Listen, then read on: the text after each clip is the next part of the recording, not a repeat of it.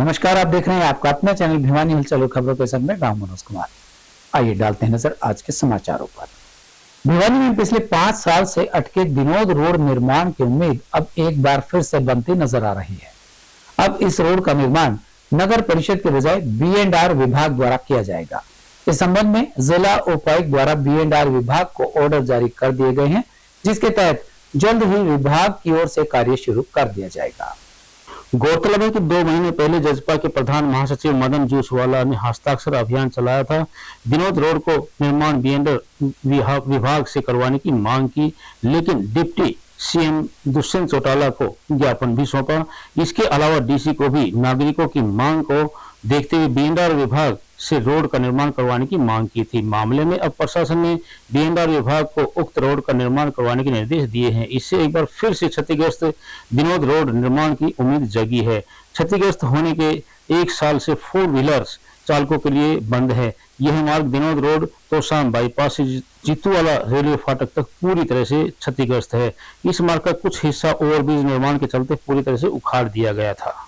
मेरा नाम मदन लाल जूसड़ा है। आज सबसे पहले मैं डिप्टी सीएम का धन्यवाद करूंगा, जो हमारे यहाँ पर 60-70 हज़ार पब्लिक की कॉलोनी का एक रोड है जो भिवानी से सीधा तोशाम को टच करता है। इस रोड को दुष्यंत चौटाला ने मंजूरी दी है और मेरे वार्ड के अंदर हर आदमी के, हर समाज के आदमी को बहुत बहुत खुशी हो रही है और हर आदमी इस रोड के बारे में प्रशंसा कर रहे हैं, जिससे कॉलोनी वासियों ने, सब ने, भाइयों ने मिलकर मीठा मुंह किया और मैं इनका सबका बहुत बहुत आभारी हूँ जिन्होंने खुशी जाहिर की। क्षेत्रवासियों ने धरना भी दिया था, कितने दिन का, क्या नाम है? मेरा नाम है कैप्टन राजेंद्र सिंह जांगड़ा। पहले तो मैं सबसे पहले मदन भाई को जिला अध्यक्ष बनाने पर हार्दिक बधाई देता हूं। इस क्षेत्र का 60,000 की आबादी, इनको जिला अध्यक्ष बनाने पर जेजेपी के डिप्टी सीएम साहब और सभी पदाधिकारियों को मैं बहुत बहुत धन्यवाद देता हूं। उसके बाद मैं हरियाणा सरकार का, डिप्टी सीएम दुष्यंत चौटाला जी, डीसी साहब का बहुत आभार व्यक्त करता हूं कि 60,000 की आबादी बहुत लंबे समय से तकलीफ के अंदर गुजर रही है, जिसको आने जाने का कोई रास्ता नहीं है। रोड पूरा टूटा हुआ है, ना बच्चे जा सकती, ना माता बहनें जा सकती। आज उसका परमिशन लेकर के मदन भाई हमारे बीच में आए हैं, मुझे खुशी है। मैं सरकार का फिर आभार जताता हूं कि हरियाणा सरकार, दुष्यंत चौटाला जी, अपने डिप्टी सीएम साहब, समस्त पदाधिकारियों का बहुत आभारी हैं। और deputy CM Dushyant Chautala, doctor Ajay Singh Chautala की कर्म भूमि है ये। डॉक्टर अजय सिंह चौटाला ने यहाँ पे बहुत सारे काम किए हैं। उस काम को देखते हुए मदन लाल जी के घर पे जब दुष्यंत जी आए थे तो ये रोड देखा था। उन्होंने कहा था कि ये लोग बहुत परेशान हैं, ये बात आपने मेरे को पहले क्यों नहीं बताई। इस चीज़ का संज्ञान लेते हुए तुरंत प्रभाव से डिप्टी सीएम साहब ने इस रोड को B&R में ट्रांसफर कर दिया है और B&R से बनवा के क्षेत्रवासियों को एक बहुत बड़ा तोहफा देंगे। भिवानी पुलिस ने थाना औद्योगिक क्षेत्र से बंद मकान की रैकी करके घर से सामान व मोटरसाइकिल चोरी करने के मामले में एक आरोपी को गिरफ्तार कर लिया है। आरोपी से चोरी के लिए वारदात में प्रयोग की गई मोटरसाइकिल को भी बरामद किया है। जिला उपायुक्त ने ऐसे केसेस में सख्त कार्यवाही के आदेश दिए हैं। आपको बता दें कि सतपाल निवासी बावड़ी गेट भिवानी थाना औद्योगिक क्षेत्र भिवानी को शिकायत दर्ज करवाई थी। पुलिस शिकायतकर्ता ने पुलिस को बतलाया कि दिनांक 18/7/2023 को अपने परिवार सहित वो दिल्ली गए थे, जो रात के समय चोरों ने उनके घर का ताला तोड़कर घर से आभूषण, रुपये तथा घर में खड़ी उनकी एक मोटरसाइकिल को चोरी करके ले गए थे। जो इस शिकायत पर पुलिस ने संबंधित धाराओं के तहत अभियोग थाना औद्योगिक क्षेत्र भिवानी में दर्ज किया था। दिनांक 6/8/2023 को अभियोग में प्रभावी कार्रवाई करते हुए थाना औद्योगिक क्षेत्र भिवानी के उप निरीक्षक रोहतास ने घर का ताला तोड़कर आभूषण, रुपये, मोटरसाइकिल चोरी करने के मामले में एक आरोपी को जीतूवाला जोहड़ भिवानी से गिरफ्तार करने में बड़ी सफलता हासिल की है। गिरफ्तार किए गए आरोपी की पहचान भारत पुत्र रामफल निवासी जीतूवाला जोहड़ भिवानी के रूप में हुई है। जांच इकाई के द्वारा आरोपी से चोरी के लिए वारदात में प्रयोग की गई एक मोटरसाइकिल को भी बरामद किया है।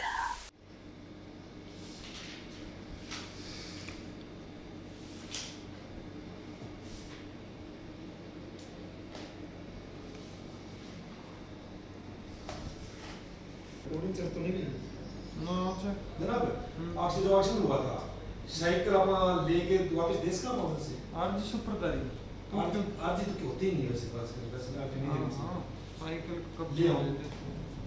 मैकेनिक मुलाइजा भी तो कराएगा हैं साइकिल का मुलाइजा नहीं करवाएगा राजा ग्राम हाँ तो फिर देगा कैसे इतनी जल्दी आज सुप्रदारी दे सकता है बस कोई बात हुई मैं स्टेट में आज से ऊपर तरीके हाँ वही कह रहा हूँ लेनी नहीं चाहिए आप उसको लेके करेंगे फिर वो फुटेज देखी कोई ये जानना है वो पुलिस कर लाके जनाब मुझे बेस करके आए हाँ साथ ग्राम के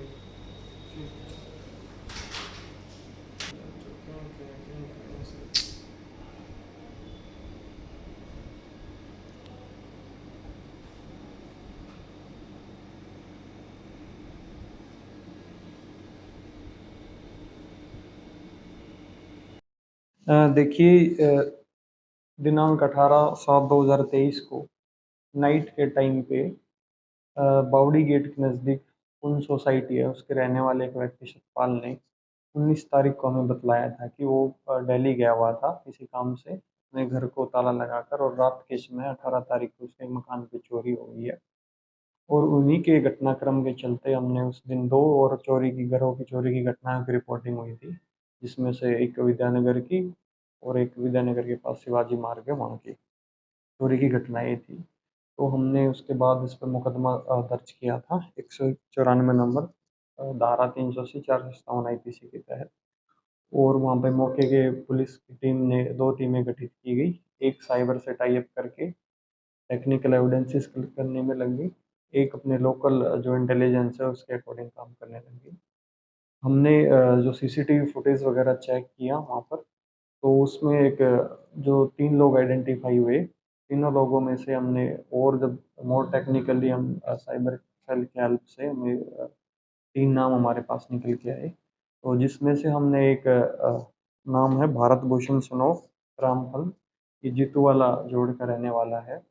इसको कल इस मुकदमे में अरेस्ट किया है और जिस मोटरसाइकिल पर ये बैठ कर आए थे और मोटरसाइकिल को इससे रिकवर किया है। 2 और जो लोग बचे हुए हैं और वही लोग इस जो 2 और चोरियाँ हुई थी उस रात में उसी में शामिल होने भी पाए गए हैं और उनकी भी आइडेंटिफिकेशन हो गई है और मोर इन्वेस्टिगेशन में वो जेल में बंद होने पाए गए हैं तो उनको जल्द से जल्द प्रोडक्शन पर लेकर मुकदमा की जो चोरी की सामान है उसका रिकवर किया जाए। तो बावड़ी गेट से जिस मकान में चोरी हुई थी वहाँ से सोने चांदी के काफ़ी जेवरात चोरी किए गए तो जिनकी अमाउंट करीबन 10 लाख के अराउंड है। शिवाजी मार्ग से जो चोरी हुई थी उसमें करीब 1 लाख के अराउंड की ज्वेलरी और कैश और कुछ उनके इलेक्ट्रॉनिक गैजेट्स थे वो चोरी किए गए थे और जो एक और विद्यानगर में चोरी हुई थी वहाँ से कुछ 1-2 सोने के आइटम थे और 15,000 के अराउंड कैश चोरी किया गया था। ये ज़्यादा इंटेरोगेशन पे पूछताछ करने पर इन्होंने बताया कि जो हमने अरेस्ट किया इन्होंने बताया है कि ज़्यादा नशा वगैरह करने के आदी हैं और नशे की दिहाड़ी मजदूरी से नशे की जो वैल्यू है वो ज़्यादा होती है तो उससे इनकी पूर्ति नहीं होती थी उस कारण ये चोरी की वारदातों में शामिल होने पाएंगे। युवाओं के साथ साथ बुजुर्गों में भी कसरत करने के प्रति रुझान बढ़ेगा जिससे वे पूरी तरह तंदुरुस्त रहेंगे। यह कहना था सर्व समाज सेना के संस्थापक श्याम सुंदर शर्मा का, जिन्होंने बैंक कॉलोनी स्थित ओपन जिम का उद्घाटन किया और कहा कि ओपन जिम की बदौलत आसपास के क्षेत्र के लोगों को अत्यधिक लाभ मिलेगा। भागदौड़ भरी जिंदगी में आजकल लोग अपने स्वास्थ्य पर पूरा ध्यान नहीं दे पाते जिसके कारण लोग बीमारियों का शिकार हो रहे हैं। ऐसे में लोगों को स्वास्थ्य के प्रति जागरूक करने और बीमारियों से बचाने के लिए सर्व समाज सेना ने ओपन जिम खोले जाने का अभियान शुरू किया है। इसी अभियान के तहत सर्व समाज सेना के संस्थापक श्याम सुंदर शर्मा ने स्थानीय बैंक कॉलोनी में ओपन जिम का उद्घाटन किया। इस मौके पर श्याम सुंदर शर्मा ने कहा कि योग के साथ शरीर को मजबूत किया जा सकता है तो कसरत करने से शरीर में रोगों से लड़ने की शक्ति बढ़ती है। उन्होंने कहा कि स्वस्थ शरीर में ही स्वस्थ मस्तिष्क का निवास होता है। ऐसे में ओपन जिम की आवश्यकता मानव जीवन में बहुत उपयोगी है। मैं सर्व समाज सेना की तरफ से एक तो सभी को धन्यवाद देना चाहता हूं कि यहाँ पे मेरे को मान सम्मान दिया है और सबसे ज़्यादा भाई सुनील ने मेरे को कल शाम को फ़ोन किया था कि भैया ऐसे ऐसे बुजुर्गों की यहाँ एक मशीन की डिमांड है तो मैंने बोला भाई साहब आप जो भी आपने ठीक लगा कर लो। तो मैंने आप अमन भाई को फ़ोन किया कि भाई आपकी जिम में से मशीन तैयार हो तो आप कल भेज देना। इन्होंने भी तुरंत भेज दिया। तो मैं अपने आप को, हम सर्व समाज वाले सब सौभाग्य मानते हैं कि ऐसे सामाजिक कार्य करने के लिए आप सभी हमें को बताते रहेंगे और हम करते रहेंगे। और भगवान से प्रार्थना करते हैं कि सभी बुजुर्ग जो यहाँ हैं वो हमारे को आशीर्वाद दें, स्वस्थ रहें। इसलिए हम सामाजिक कार्य में लगे हुए हैं और आगे भी ऐसे सामाजिक कार्य आप लोग बताते रहना, हम करते रहें। ये देना चाहेंगे कि भाई जैसे बुजुर्ग इस मशीन को यूज करेंगे तो उनका स्वास्थ्य ठीक रहेगा। तो इससे प्रेरणा लेनी चाहिए युवाओं को कि भाई नशे की तरफ न जाके हम बुजुर्गों से सीख लें कि वे हमें भी इस तरह का कोई सामाजिक कार्य करने चाहिए और बुजुर्गों के आशीर्वाद लेने चाहिए। अपनी लंबित मांगों को लेकर आशा वर्कर्स यूनियन के बैनर तले स्थानीय लघु सचिवालय के सामने 3 दिवसीय धरना दिया गया। उनका कहना था कि वो पिछले 5 वर्ष से आंदोलनरत हैं और सरकार उनकी मांगे नहीं मान रही है। यदि समय रहते सरकार नहीं मानती है तो यह धरना अनिश्चितकालीन हड़ताल में तब्दील हो जाएगा, जिसकी जिम्मेवारी सरकार की ही होगी। इस मौके पर आशा वर्कर्स ने बताया कि वर्ष 2018 में सरकार और आशा वर्करों के बीच समझौता हुआ था, लेकिन सरकार टस से मस नहीं हो रही है। इसी को लेकर आशा वर्कर 5 साल से अपनी मांगे मनवाने के लिए धरना प्रदर्शन कर रही है। इसी कड़ी में आज 3 दिवसीय धरना दिया जा रहा है। उन्होंने कहा कि यदि सरकार उनकी मांगे नहीं मानती है तो यह धरना अनिश्चितकालीन हड़ताल में तब्दील हो जाएगा और इसका खामियाजा सरकार को भुगतना पड़ेगा। और हमने 3 दिन की हड़ताल का फैसला किया है जी, 8, 9 और 10 तारीख को, क्योंकि हमने पिछले कई दिनों से PHC CHC के माध्यम से MOS MO CMO तक के यहाँ ज्ञापन हमने दिया है, लेकिन हमारी कोई सुनवाई नहीं है। हमारा डेलीगेशन एक बार तो कल बातचीत के लिए बुला लिया, लेकिन डेलीगेशन के साथ बहुत उन्होंने अभद्र व्यवहार किया है, हमारे को डराने धमकाने का काम किया है। सरकार ये कह रही है कि आशा वर्कर कोई भी काम नहीं करती, कुछ भी फड़ी नहीं फोड़ती काम की। हम विभाग से ये जानकारी लेना चाहते हैं, ये पूछना चाहते हैं कि अगर आशा वर्कर कुछ भी काम नहीं करती फिर हमारे ऊपर ये दबाव क्यों बना रहे हैं। अगर हम हड़ताल पे जा रहे हैं तो जाने दो, हम ये करें सरकार को अपना काम आशा वर्कर के बिना चलता तो चला लो अपना काम। हम जो मांग कर रहे हैं हमारे मांग मुद्दों की, उस मांग मुद्दों से हमारा ध्यान भटकाया जा रहा है और हमारी लड़कियों को डरा धमका के उनके लेटर निकाल के बहाने उनको हटा दिया जाएगा, ये कह के उनके इस बहाने से हमारी लड़कियों को डराया जा रहा है। ये सरकार की बहुत बड़ी निंदा करते हैं हम, ये सरकार की बहुत बड़ी गलती है। इससे सरकार हमारी बहनों को ये डराने का काम ना करे। हमारी जो मांग है, हम 5 साल से जिन मांगों के लिए लड़ते आ रहे हैं, कृपया करके उन हमारी मांगों पर गौर करें। और मैं PHC सुई में कार्यरत हूँ। हमारी सरकार से ये मांग 2018 में सरकार ने हमारे साथ समझौता किया था कि जो आपकी मांगे हैं वो मान ली जाएंगी, लेकिन सरकार 2018 से टस से मस नहीं हो रही। हमारी मांगे हैं, हमारा वेतन फिक्स होना चाहिए, सरकारी कर्मचारी का दर्जा देना चाहिए, जो PF ESI के जो भत्ते हमें औरों को मिलते हैं वो हमारे ऊपर भी लागू होना चाहिए, 45वां श्रम कानून हमारे साथ लागू होना चाहिए, हर साल हमें ड्रेस के पैसे देने चाहिए और जो PHC CHC पर हमारे बैठने की व्यवस्था नहीं है वो हम सरकार से गुजारिश करते हैं कि हमें भी सरकारी कर्मचारी माना जाए और हमारे भी बैठने की व्यवस्था की जाए। मैं ये कहना चाहती हूँ, जब तक हमारा सरकार न्यूनतम वेतन 26,000 लागू नहीं करना चाहती, इतना हम ये चादर और बिछावना जो 2018 में लड़ाई लड़ी थी वही लड़की दिखाएंगे। ये सरकार से गुजारिश अपील करते हैं। ठीक है, चुनाव भी आ रहे हैं, किस प्रकार से ये आ रहा है। अगर हमारी सरकार कुछ बात नहीं मानती ना तो मीट सेंट बजा देगी सरकार की। अगर हमारी आशा वर्कर इतना काम करती है, उस आशा वर्कर का मेहनताना मिलना चाहिए। स्थानीय लघु सचिवालय के सामने लंबे समय से चल रहे धरने में क्लरिकल स्टाफ को 35,400 रुपए का वेतनमान दिए जाने को लेकर प्रदर्शन करते हुए सरकार के खिलाफ जोरदार नारेबाजी की गई। इस बारे में कर्मचारियों ने उपायुक्त के माध्यम से मुख्यमंत्री के नाम ज्ञापन भी भेजा और तुरंत प्रभाव से मांग पूरी करने की मांग की। मुख्य वक्ता के रूप में राज्य कोषाध्यक्ष मास्टर सुदर्शन ने बताया कि कांग्रेस सरकार में वित्त मंत्री हरमोहिंदर सिंह चड्ढा के निवास स्थान पर लिपिकों ने 477 दिन धरना दिया था। इसी के आधार पर चुनाव के वक्त तमाम पार्टियों ने अपने चुनावी घोषणा पत्र में वायदा किया था कि हम सत्ता में आए तो पंजाब के समान वेतनमान देंगे, जिसको देखते हुए हुड्डा मंत्रिमंडल ने लिपिकों को 25 अगस्त 2014 को मंत्रिमंडल का फैसला करते हुए पंजाब के समान वेतनमान देने का निर्णय किया था, लेकिन लागू नहीं किया। उस समय भारतीय जनता पार्टी के अध्यक्ष रामविलास शर्मा ने यूनियन के नेताओं को बुलाकर उनसे मांग पत्र लिया और पंजाब के समान वेतनमान देने की मांग को जायज बताया था। अपने चुनावी घोषणा पत्र, जिसको संकल्प पत्र कहा गया, उसमें वादा किया कि पंजाब के समान वेतनमान हमारी सरकार बनने पर देंगे। 2014 में भारतीय जनता पार्टी की सरकार बन गई तथा बीजेपी सरकार अपने वादे से मुकर गई। सरकार ने कहा कि हम इसकी समीक्षा करेंगे और आज तक सरकार द्वारा 9 साल हो गए उसकी समीक्षा नहीं कर पाई है। उसके बाद 366 दिन बीजेपी के अध्यक्ष रामविलास शर्मा के निवास स्थान पर, जो कि उस समय शिक्षा मंत्री होते थे, उनके आवास पर धरना दिया गया, लेकिन सरकार ने आज तक कोई कार्रवाई नहीं की है। राज्य उप प्रधान सर्वकर्मचारी संघ हरियाणा, आज हमारी सर्वकर्मचारी संघ की मीटिंग रोहतक के अंदर हुई थी कार्यालय में, और वहाँ सर्वकर्मचारी संघ ने बाकायदा फैसला लिया है कि लगातार 1 महीने से ऊपर जो क्लर्क एसोसिएशन हड़ताल के ऊपर बैठे हैं उनकी सरकार सुनवाई नहीं कर रही। दूसरी बात, सरकार कर्मचारियों में फूट डालने का काम कर रही है।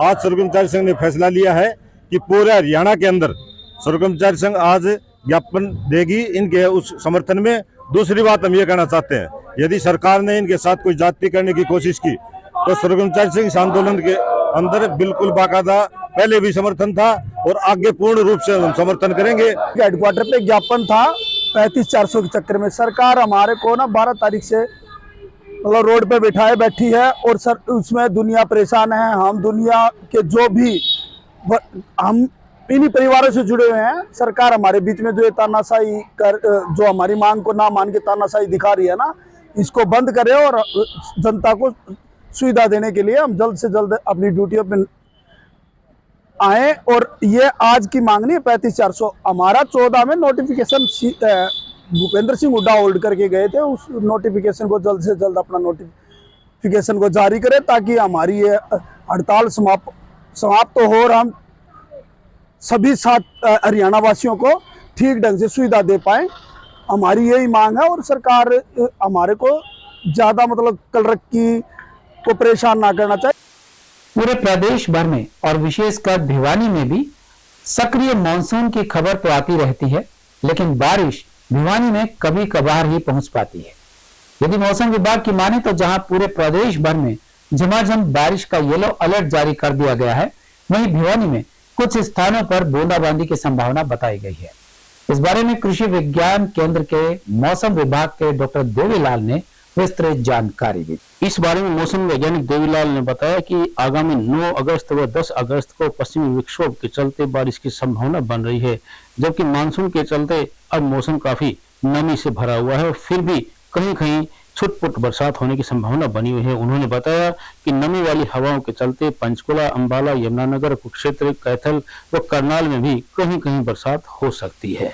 अभी जो पिछले 3-4 दिन से जैसे मौसम जो है वो खुश्क चल रहा था, इसके आगे भी 2-3 दिन आगे और खुश्क रहने की संभावना है। 3-4 दिन 10 और 11 तारीख को हल्की से मध्यम बारिश के चांसेस बन रहे हैं। उसके 2 दिन चांसेस है, उसके बाद में फिर मौसम जो है वो आगे खुश्क रहने की संभावना है। तो अभी जो इससे पिछले 3-4-5 दिन से ज़्यादा टाइम हो गया बरसात नहीं हुई, तो लगातार तापमान में भी बढ़ोतरी हुई है।